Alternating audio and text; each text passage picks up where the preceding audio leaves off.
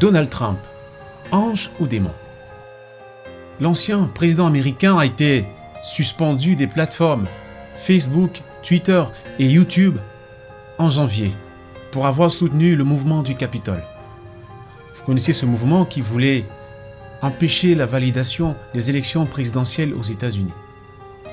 Et dans la foulée, Donald Trump a lancé la création de sa propre plateforme, son propre réseau social, Truth Social, qui est censé être opérationnel en ce mois de novembre. Un scandale de trop qui amène à se poser une question. Doit-on considérer Donald Trump comme un ange ou comme un démon? La réponse à cette interrogation va te permettre d'en tirer de bouleversantes leçons. Si tu y tiens, reste jusqu'à la fin de cette vidéo. Ne bouge pas.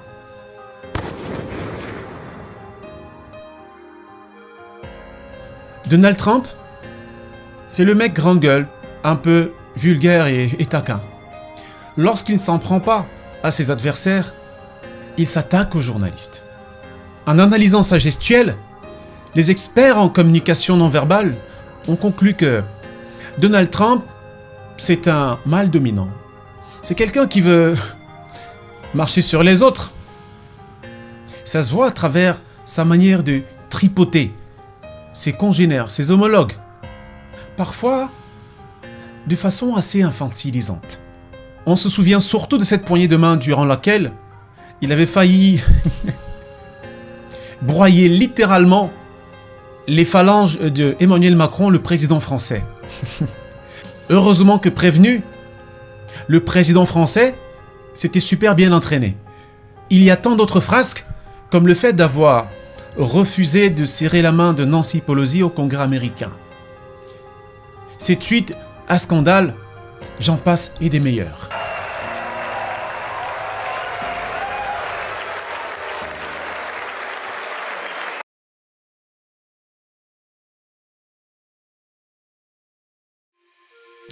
Donald Trump, c'est un anticonformiste. C'est ce genre de personne qu'on ne range pas dans des petites cases. Il dit ce qu'il pense, que ça vous choque, non. Il le fait sans phare ni maquillage. Vous voyez ce type de personnalité qui serait difficilement l'homme de l'année, n'est-ce pas? C'est peut-être cela qui, paradoxalement, fait son charme et son péché. Mignon, son défaut charmant, comme dirait Kerry James. Comme Donald Trump, vous serez peut-être critiqué, rejeté à cause de votre différence. Parce que vous êtes quelqu'un qui rame à contre-courant. Parce que vous êtes quelqu'un qui dit tout haut ce que les autres pensent tout bas. L'attitude à avoir n'est pas de pleurnicher sur son sort. De se dire, je suis le mal-aimé. Je suis la pire espèce. Personne ne veut de moi. Non. C'est d'assumer votre identité. C'est de vous aimer tel que vous êtes. Si cela contribue à vous faire avancer dans votre vie, sur votre propre voie, sur votre propre chemin, si c'est cela le secret de votre réussite, si c'est cela le secret de votre affirmation de vous-même, si c'est dans cette manière d'être que vous puisez votre énergie. Vous savez, parfois les gens restent tels qu'ils sont.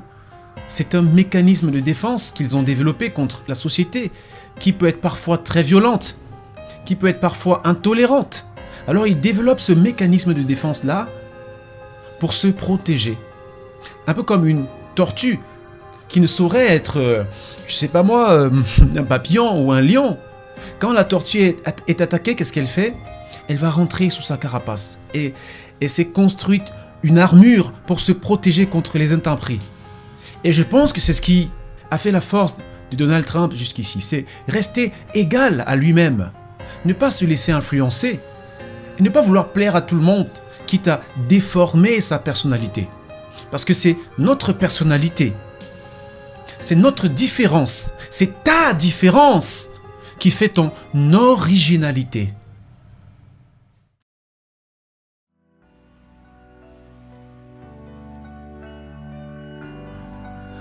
Dans son livre L'art du deal, publié en 1987, Donald Trump raconte son enfance, sa dure enfance, sa douloureuse enfance, avec un père intolérant, bon, je dirais plutôt un père rigoureux.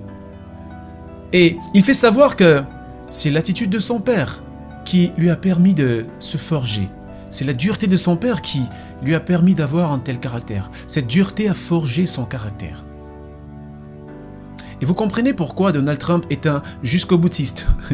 C'est pas quelqu'un qui va se retrouver face au mur et commencer à pleurer et appeler à l'aide.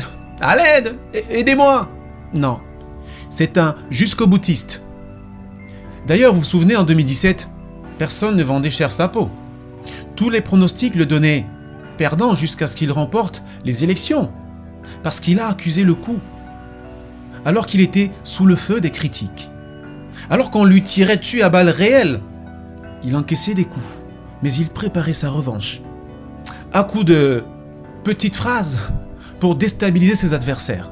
C'est un homme d'affaires, et c'est ça le mental des hommes qui ont soif de succès, des hommes qui ont soif de victoire, des hommes qui, malgré les vents contraires, malgré les tempêtes de dissuasion, y vont quand même. La suspension de Donald Trump sur les réseaux sociaux Facebook, Twitter et YouTube lui a donné, encore une fois, l'occasion d'exprimer sa volonté de puissance. Et c'est ce qui l'a mené à créer Truth Social, son réseau social, encore une fois, qui sera normalement disponible ce mois de novembre.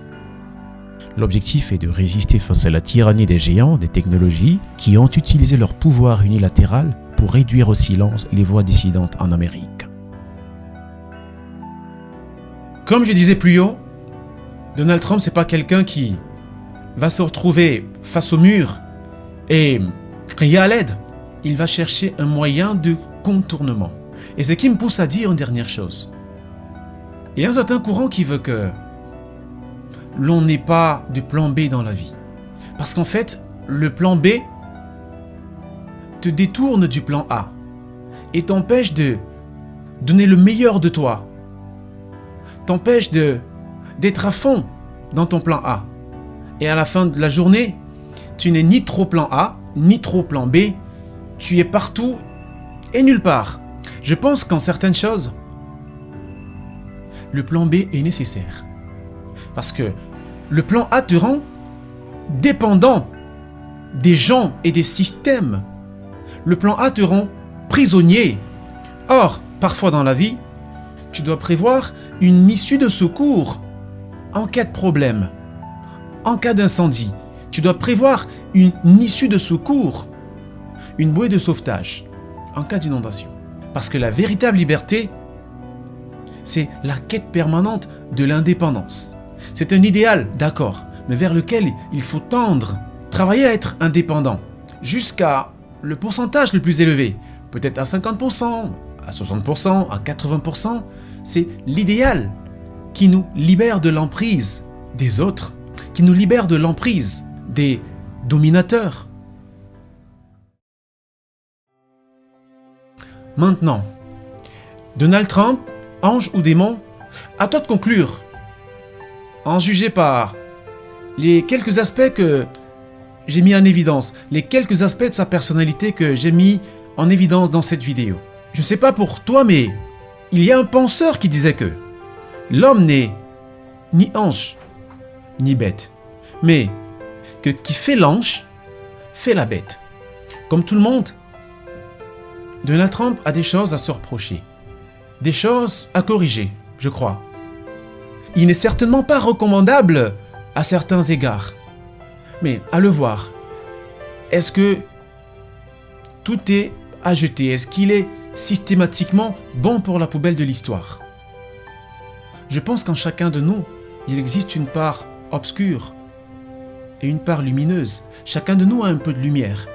Et si nous focalisions davantage sur ce qu'on peut tirer de meilleur en chacun de nous, on verrait moins les défauts des autres. Il n'est peut-être pas un exemple à suivre, c'est peut-être votre avis, mais quelle leçon peut-on tirer du parcours de Donald Trump, l'un des plus riches de la planète Terre? À vous d'en juger. et de tirer des leçons qui vont vous façonner, vous édifier. Car ton destin, c'est toi qui le façonne. Abonne-toi, partage et à très bientôt.